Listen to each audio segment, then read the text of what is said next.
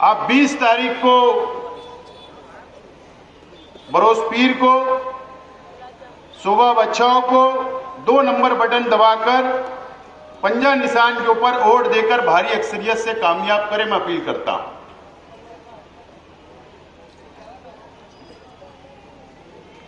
बहुत दिनों के बाद मुशारत चौक के अंदर हम लोग जलसा ले रहे हैं।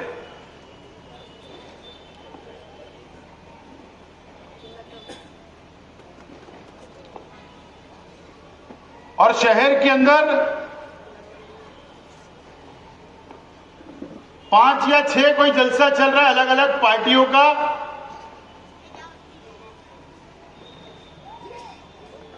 लेकिन खास बात यह है कि सब सुबह बच्चों की हिमायत में जलसा ले रहे हैं। और कल का दिन, कल उत्तर प्रदेश के वजीर आला योगी आदित्यनाथ भी मालेगांव शहर के अंदर जलसा लेंगे और वो भारतीय जनता पार्टी के उम्मीदवार के लिए लेंगे। कल प्रचार खत्म हो जाएगा।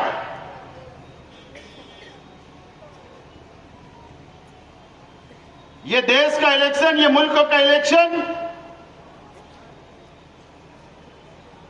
ये कोई कारपोरेशन की जैसा वर्कर लगाने का इलेक्शन नहीं है। यह असेंबली का इलेक्शन नहीं है कि गली गलियों के अंदर अदारे कल्बे नौजवान ग्रुप बनाकर इलेक्शन लड़ते हैं। ये वो इलेक्शन नहीं है। ये इलेक्शन इस मुल्क की मुस्तकबिल का, संविधान को बचाने का। एक तरफ इंडिया अलायंस है जो कांग्रेस पार्टी के नेतृत्व में, क़यादत में इलेक्शन लड़ रहे हैं अलग अलग पार्टियां मिलकर, और दूसरी तरफ भारतीय जनता पार्टी एनडीए के नाम से इलेक्शन लड़ रही है।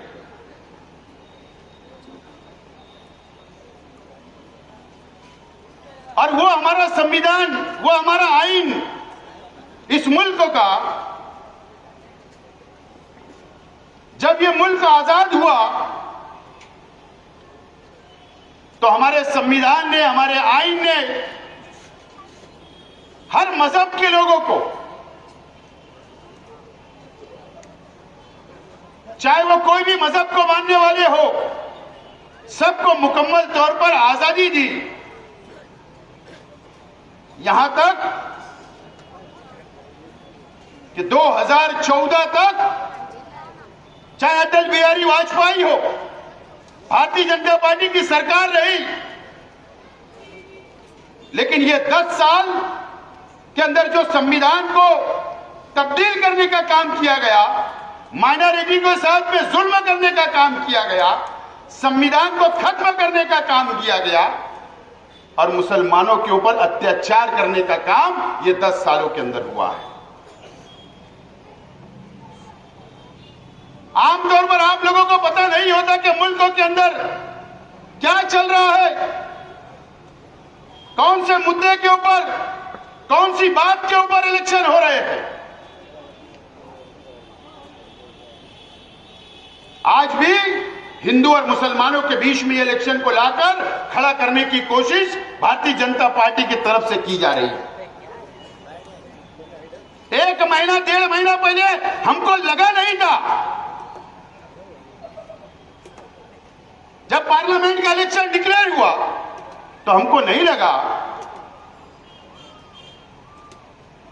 कि ये मुल्क की आवाम, हिंदू, मुस्लिम, सिख, ईसाई, मैं सलाम करता हूं हमारे मुसलमानों को, इस मुल्क के, मैं सलाम करता हूं इस देश के किसानों को सलाम करता हूं, दलित भाइयों को, आदिवासी हो, हिंदू हो, मुसलमान हो, मैं उनको सलाम करता हूं कि पूरे मुल्क के अंदर ऐसा वातावरण बन गया, ऐसा माहौल बन गया कि इंशाअल्लाह 4 तारीख की सूरज हमारे लिए नई किरण होगी, नई उम्मीद होगी और भारतीय जनता पार्टी का सवाल होगा। आज ये हालत के ऊपर ये देश का इलेक्शन चल रहा है।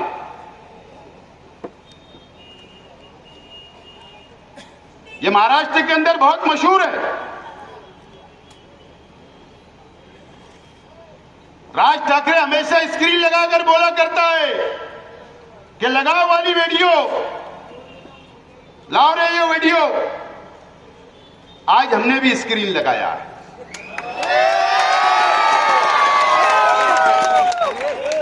लेकिन आज कोई मालेगांव शहर स्क्रीन लगती है। दगड़ू ऑयल मिल के अंदर मैंने स्क्रीन लगाया तो हमारे शहर के कई मुकामी लीडरान के पसीने छूट गए थे। कई लोगों का बैलेंसिंग, दिमागी बैलेंस बिगड़ गया था। रात भर नींद नहीं आ रही थी कि मेरी वीडियो तो नहीं बता देंगे, लेकिन उस रोज मैंने नजरअंदाज किया और आज भी कर रहा हूं, क्योंकि मुझे पता है अंधेरे में कोई ना कोई खड़ा होगा कि हमारी तो नहीं बताता। लेकिन आज वो इलेक्शन नहीं है, मटेरियल तो बहुत है। पार्लियामेंट हो जाने दो, घोड़ा मैदान सामने है, मंच हमारे भी लगेंगे, मैदान में हम भी आएंगे और किसी कौन रंगीन मिजाज का है और कौन से मिजाज का है ये शेख आसिफ तुमको बताएगा। लेकिन आज वो नहीं है। आज ये देश का इलेक्शन है, मुसलमानों के मुस्तकबिल का इलेक्शन है, इस देश के किसानों का मुस्तकबिल का इलेक्शन है। और ये हिंदू मुसलमानों के नाम पर भारतीय जनता पार्टी जो नंगा नाच कर रही है इलेक्शन के प्रचार के अंदर, वो वीडियो में बताना चाहता हूं। शर्म आती है कि हमको देश का ऐसा वजीर आजम मिला, नरेंद्र मोदी जैसा। शर्म आती है कि अमित शाह जैसा गृह मंत्री इस देश को मिला। शर्म आती है कि इस देश के ऐसे नेताओं से जो हिंदू और मुसलमानों को लड़ाने का काम करते हैं। मैं चाहता हूं कि पहली वीडियो स्टार्ट करें। खामोशी से सुनो भाई। गोल ले लेंगे, सबको वितरित कर देंगे। और पहले जब उनकी सरकार थी उन्होंने कहा था कि देश की संपत्ति पर पहला अधिकार मुसलमानों का है। इसका मतलब भाई अच्छा आदमी वहां देखो आता ना, जरा साफ करना। 90% लोगों को आपको पता नहीं होगा कि इस मुल्क के अंदर इस तरीके का प्रचार चल रहा है, इस तरीके की तकरीर चल रही है। वजीर आजम को ऐसी बातें बोलना चाहिए क्या? हिंदू और मुसलमानों की बात। क्या कांग्रेस पार्टी ने ऐसा मैनिफेस्टो लाया कि अगर कांग्रेस की सरकार, इंडिया आघाड़ी की सरकार आ जाएगी तो बोले हर घर का बोले सर्वे कराया जाएगा, सोने का सर्वे होगा कि कौन सी बहन के पास, कौन सी मां के पास कितना सोना है, और वो छीनकर बोले मुसलमानों को बांट दिया जाएगा। और यहां तक कहा गया कि मंगलसूत्र भी हमारी हिंदू बहनों का छीनकर मुसलमानों को बांट दिया जाएगा।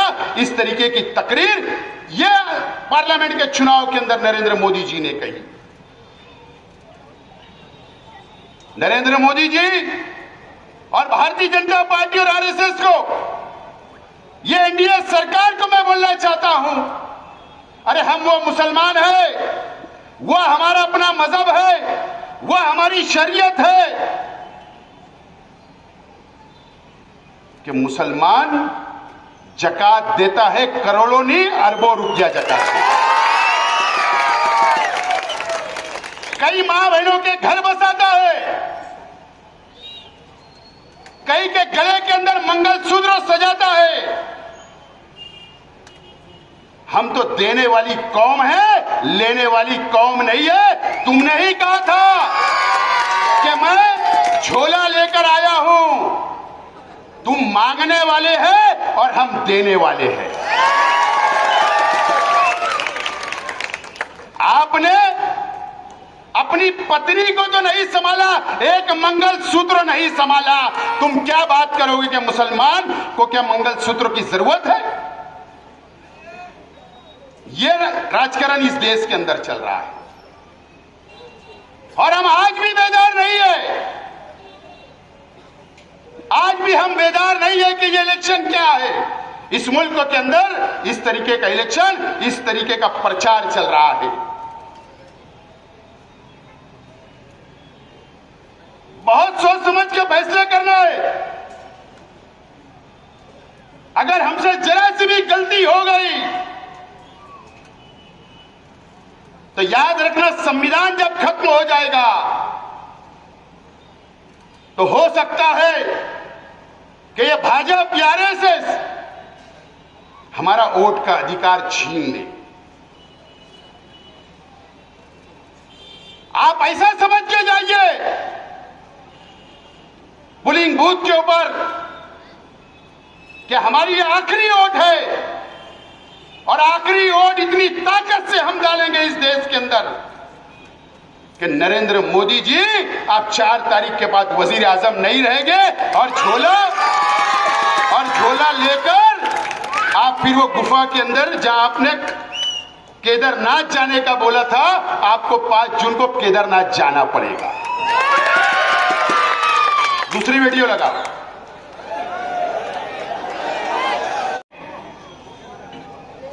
आपको कई लोगों को मराठी समझा और कई लोगों को मराठी नहीं समझी।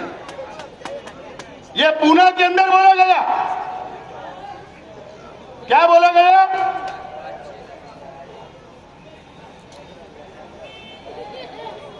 कि ये पार्लियामेंट के इलेक्शन के अंदर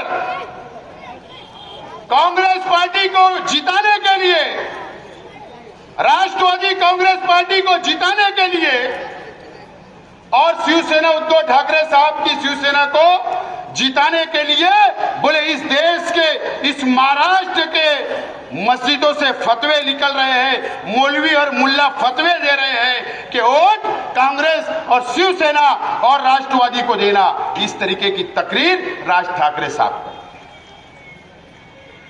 ये उन्होंने बोला। उन्होंने ये भी बोला तकरीर में कि 10 साल नरेंद्र मोदी की हुकूमत थी तो बोले मुसलमानों ने अपना सिर ऊंचा नहीं किया, दब के रहे, डर के रहे, झुक कर रहे। ये मतलब उनका अपना था। ये बिन पेंदे के लोटे हैं राज ठाकरे साहब।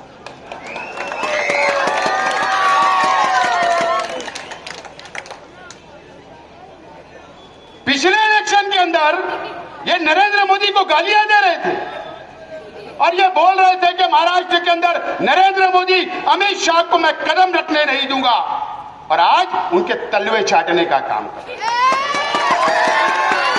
मुझे बताओ, मेरा सवाल है, फतवा जब निकलता है, अगर मुफ्ती इकराम हमारे देश के, हमारे दुनिया के कोई भी मुफ्ती, कोई भी आलिम अगर फतवा देता है, एक फतवा बता दो कि कभी वोट देने का फतवा निकला क्या? एक फतवा बता देना। इस देश के अंदर एक मुफ्ती ने अगर कोई फतवा निकाला है तो शेख आसिफ राजकारण छोड़ देगा, राजकारण।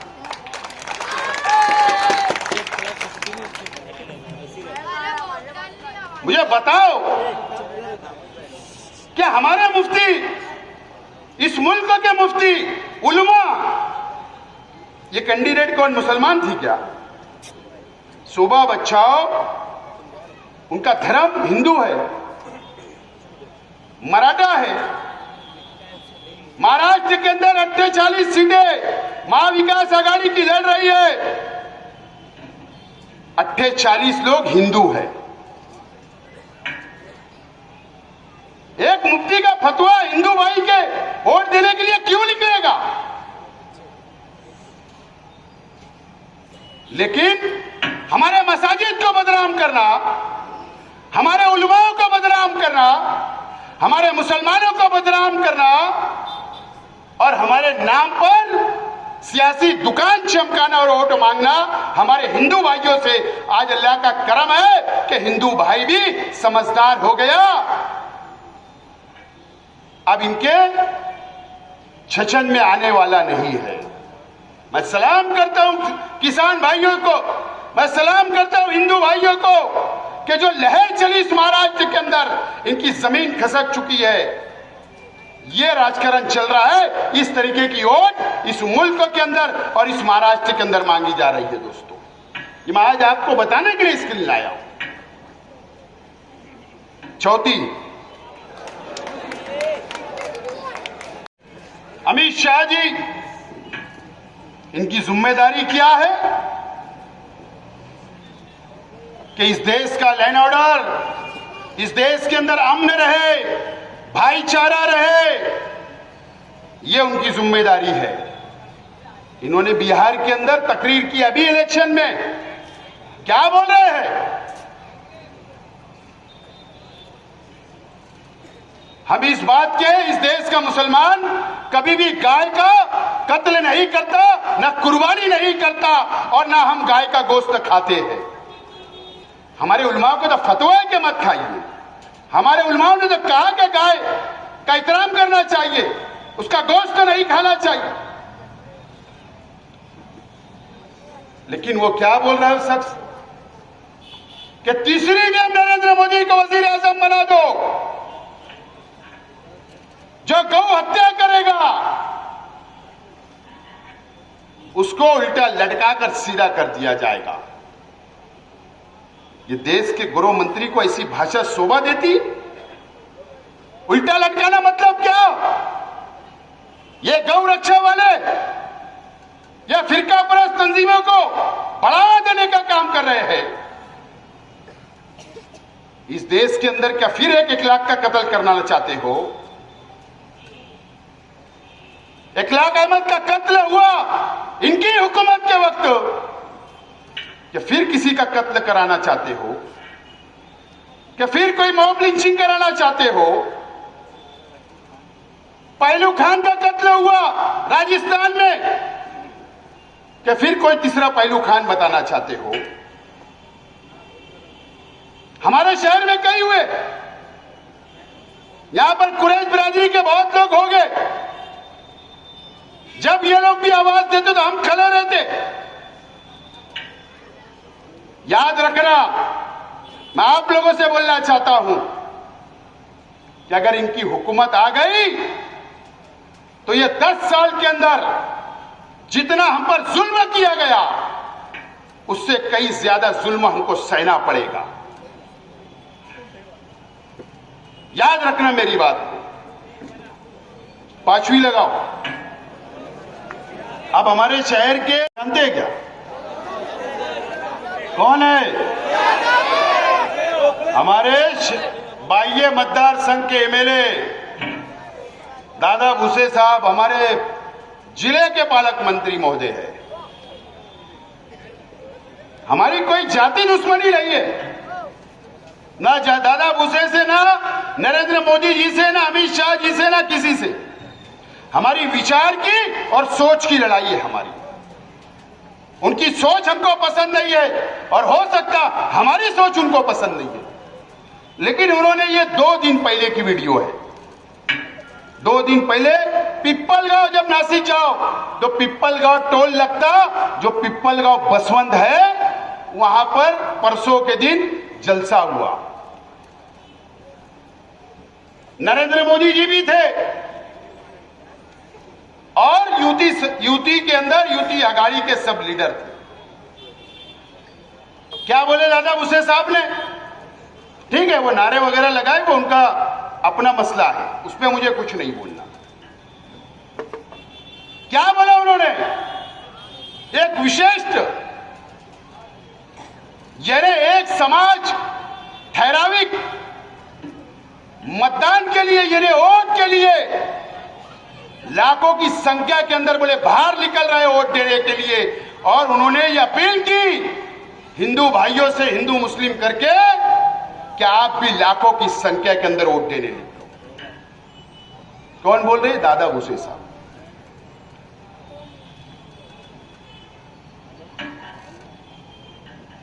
दादा भूसे साहब, आपका चेहरा अब अब ये शहर में देख चुका है।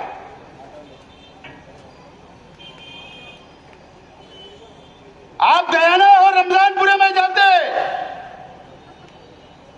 बहुत हमदर्दी बताते हैं, आप मालदे में जाते तो बहुत हमदर्दी बताते हैं, और हमारे शहर का तो निराला सब हिसाब किताब है।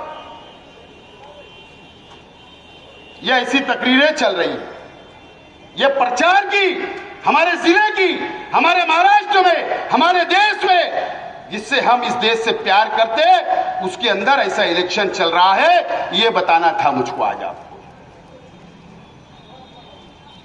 अब फैसला आपको करना है। 20 तारीख को आपको निकलना है, लिख लो, नहीं निकलना है मत लिख लो। आपके बच्चों का अगर मुस्तकबिल चाहते तो लिख लो, और मुस्तकबिल नहीं चाहते हैं तो घरों पे बैठो। दादा भूसे साहब, माफी के साथ आज मैं किसी पे तनकीद नहीं करना चाहता। अगर मेरे से कुछ बोला जाएगा तो मैं माफी चाहता हूं। पार्लियामेंट के इलेक्शन से पहले महाराष्ट्र की हुकूमत ने, मैं यहां के बुनकर भाइयों से बोलना चाह रहा हूं, यहां की बुनकर तंजीमों से बोलना चाह रहा हूं कि सरकार ने एक कमेटी बनाई टेक्सटाइल पॉलिसी बनाने के लिए। टेक्सटाइल पॉलिसी बनाने के लिए वो कमेटी क्यों बनी थी पता है आपको? मैं बोलना नहीं चाहता था इस मामले में, लेकिन बोल रहा हूं कि दादा भूसे साहब के लड़के को पार्लियामेंट का इलेक्शन लड़ना था और मुसलमानों की वोट की जरूरत थी और आपसे वोट मांगने आने वाले थे, इसके लिए बनी थी।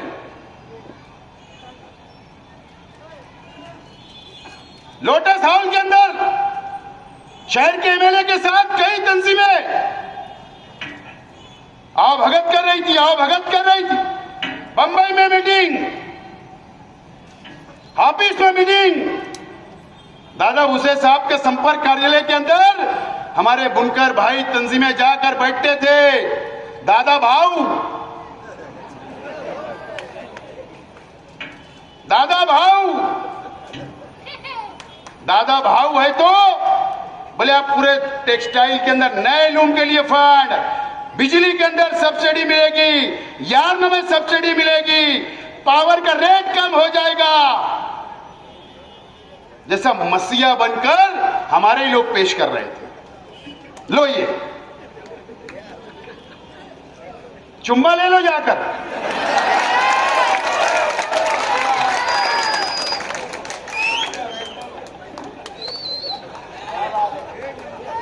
बुनकर भाइयों से मैं बोलना चाहता हूं, मैं पहले माफी मांग ले रहा भैया, और माफी मांगने में कोई छोटा उटा होता नहीं, शेख रशीद साहब ने सिखा के।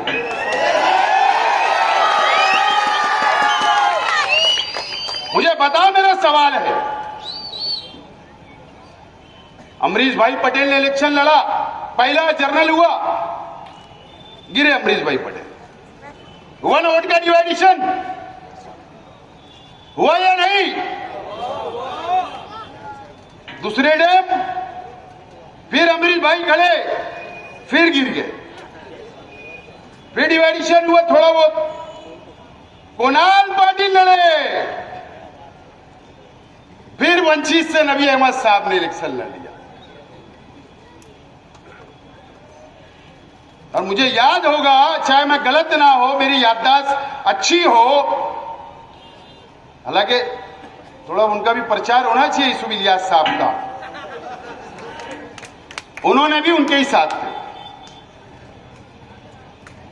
जब जब शहर को यह मौका मिला, जब जब ये शहर ने गलती किया,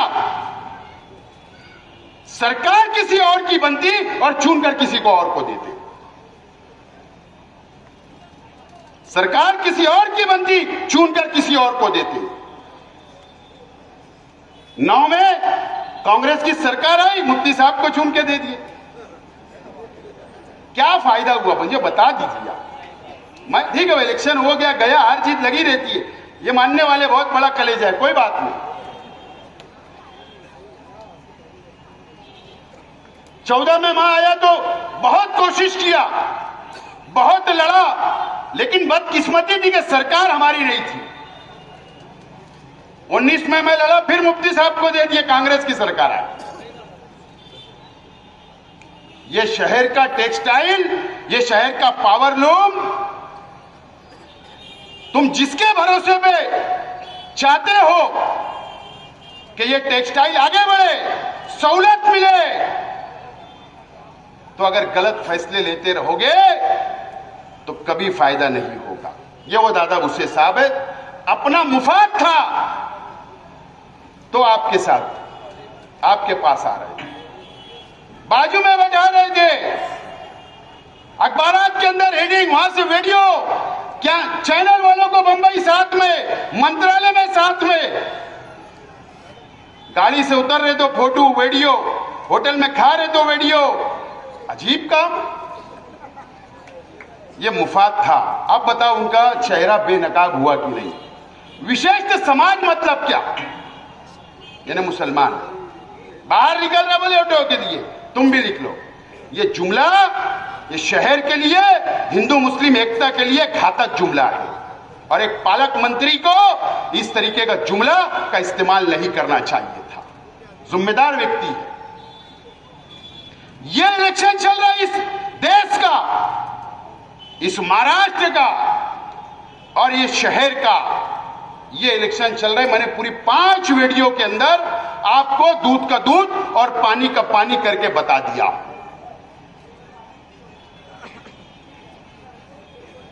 और इसके लिए जिगर लगता है इसी वीडियो बताने के लिए,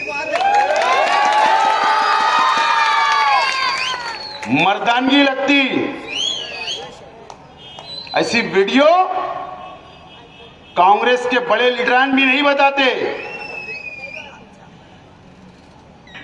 न बड़ी बड़ी पार्टियों के नहीं बताते। मुझे मालूम है इसका परिणाम मुझे भुगतना है, लेकिन अगर ये सरकार, बीजेपी के लोग अगर जेल के अंदर भी डाल देंगे, लेकिन अगर मेरी कौम ये बेदार हो जाएगी तो मैं समझूंगा वसूल हो गया, चाहे मुझे 1 महीना 2 महीना जेल में। ये मेरी जिम्मेदारी है और अल्लाह गवाह है कि मैं आज जो आपको बता रहा हूं, पूरे देश के अंदर कोई मुसलमान, एक वर्कर ने, एक जिम्मेदार ने इस देश के मुसलमानों को नहीं बताया होगा कि ऐसा प्रचार चल रहा है। मैं जिम्मेदारी से बोल रहा हूं। आपको फैसला करना है 20 तारीख को।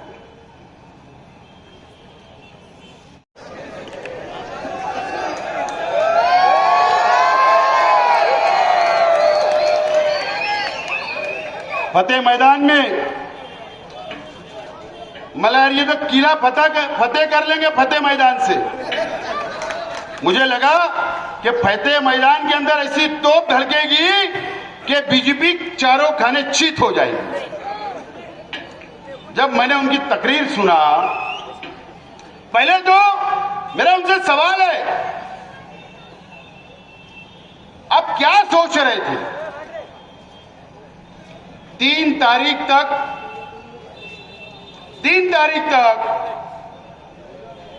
फॉर्म नॉमिनेशन करने की आखिरी तारीख थी, आखिरी।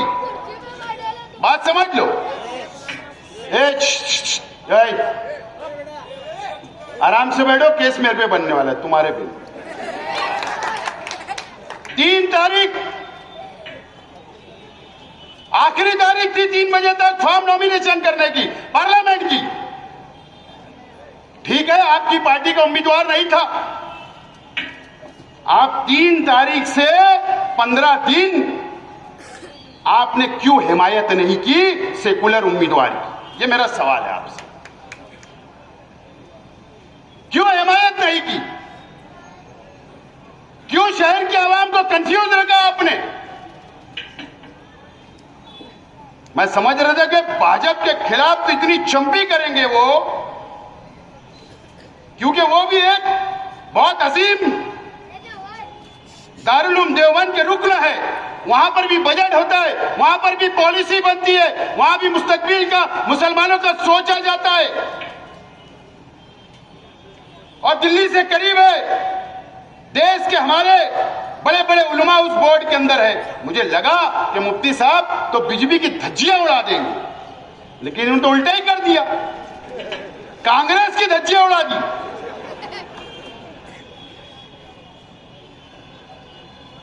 लेकिन मैं भी एक बात बोलना चाहता हूं आज कि कांग्रेस पार्टी को भी ये 10 साल के अंदर ये बात तो समझ गई और नरेंद्र मोदी को भी ये बात समझ गई। कांग्रेस को अब समझ रहा है कि मुसलमान जब इत्तेहाद के साथ किसी के पीछे खड़े रहता है तो तानाशाह को भी झुकना पड़ता है, ये मुसलमानों ने बता दिया। और कांग्रेस को भी यह समझ में आ गया 10 साल के अंदर कि जितनी बेवफाई हमारे साथ की गई, तो आज हम तुम्हारे साथ खड़े हैं तो आज तुम ताकत में दिख रहे हैं।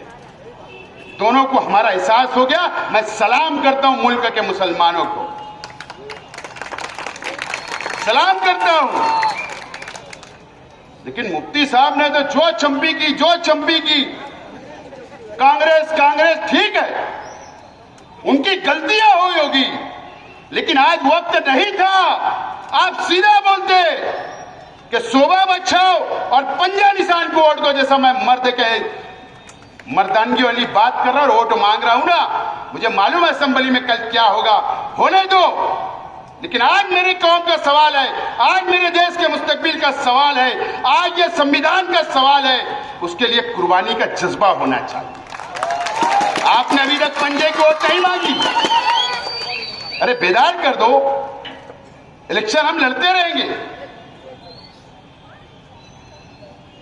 और मुझे तो बहुत बोलना है, ये जो 15 दिन का वक्त गया, आगरा रोड का एक उनकी पार्टी का आदमी मेरी मालूमात के हिसाब से उनके पास गया,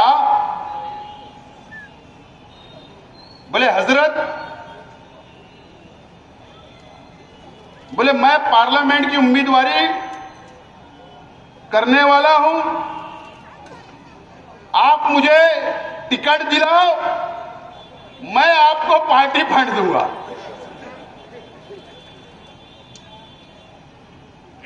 बात में 99% सच्चाई है।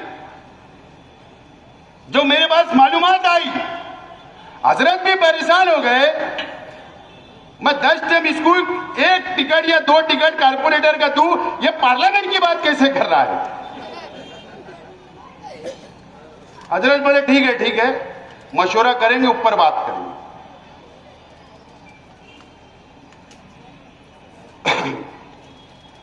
फिर दूसरे ने भी तैयारी शुरू कर दी, इधर पीछे वालों ने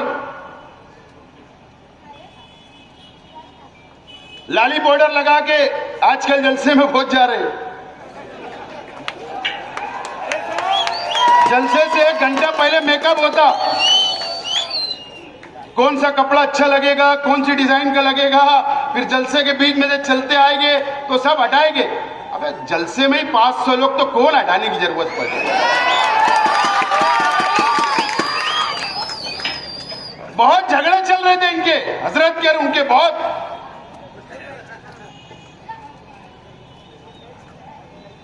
मेरी मालूमात के हिसाब से इन्होंने भी कहा कि मैं भी लड़ना चाहता पार्लियामेंट, क्योंकि मैंने ऐलान कर दिया था मैं नहीं लड़ रहा हूं। उसके बाद कई घटनाक्रम है, बोले मैं भी पार्टी फंड दूंगा आपको। हजरत भी देख रहे इधर भी आ रहा है, इधर भी आ रहा, चला माजरा क्या है? चले दोनों मेरे वर्कर है, मेरे बिगड़ी चुन के नहीं आ सकते कारपोरेशन में, ये पार्लियामेंट की बात कैसे कर रहे और उल्टा माल भी देने की बात कर रहे। अब मुफ्ती साहब है, उनको तो बसारत होती, मुफ्ता तो समझ गए होंगे ये तो एक ही दुआ के एक ही सूरे के। ये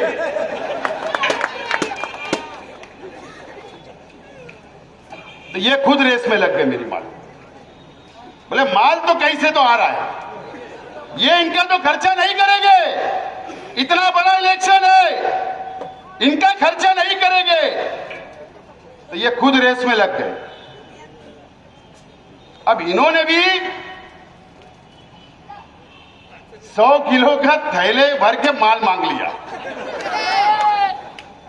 सामने वाले बोले नहीं, इतना माल नहीं दे सकते हम, उसका आधा थैला करो 50 किलो वाला, तो मामला जमेगा बोले। अब ये देखेगा, अगर मैंने नहीं बोल दिया तो ये दोनों में से कोई उनके हत्थे चढ़ गया अगर, तो मेरी मुसीबत हो जाएगी। इन्होंने भी ऊपर फोन करके बोले नहीं, सेकुलर उम्मीदवार अगर हार जाएगा तो हम पे दाग लग जाएगा। इन्होंने क्या करे, खुद का तो नुकसान हो रहा, उनको मालूम है चल जाएगा, वो कभी भी वो नुकसान का सौदा नहीं करते। इन्होंने इनके दोनों की खाने के अंदर मट्टी डाल दी। उसके बाद तो वो मीटिंग में मुफ्ती साहब की धुलाई, वो तकरीरों में धुलाई, वो प्रेस में धुलाई कि पूछो मत। असल में मसला ये है, बहरहाल मुफ्ती साहब को मुबारकबाद कि अच्छा फैसला किए, तुमने टिकट नहीं लिए। मैंने भी समझदारी से रिवर्स आया हूं, आप भी रिवर्स आए, अच्छा फैसला करें, मैं मुबारकबाद देता हूं, चाहे आपके दिल में कुछ भी हो। लेकिन मट्टी तुमने जरूर डाली, तुम भी राजकरनी हो गए मुफ्ती साहब, सियासी हो गए, तुम्हारी भी मोटी चमड़ी हो गई। ये बात तो बिल्कुल साफ हो गई, मोटी चमड़ी इनकी हो गई। कितने भी हमला करो, अबे बोलते मोरी इतनी मोटी चमड़ी हो गई या मुझे कोई असर ही नहीं होता, ऐसा ही ना मालूम। असल बात ये है, लेकिन सवाल तो ये है कि 15 दिन क्यों लगे, क्यों कांग्रेस के खिलाफ बोला गया, क्यों शहर की आवाम को कंफ्यूज किया गया, क्यों पंजे के ऊपर वोट नहीं मांगी जा रही। मांगो, 6 महीने बाद घोड़ा मैदान सामने रहेगा, लड़ लेंगे। ये मुस्तकबिल का, कौम के मुस्तकबिल का है।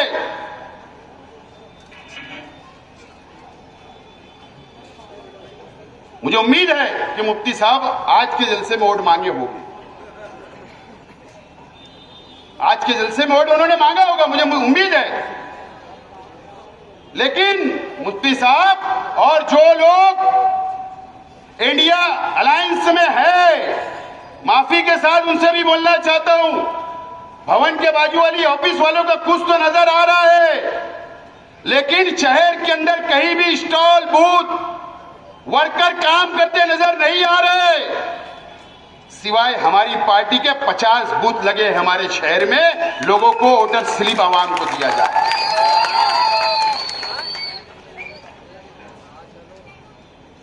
बचे कल शनिचर इतवार 2 दिन है, सब इख्तिलाफ भूल जाओ, निकल पड़ो,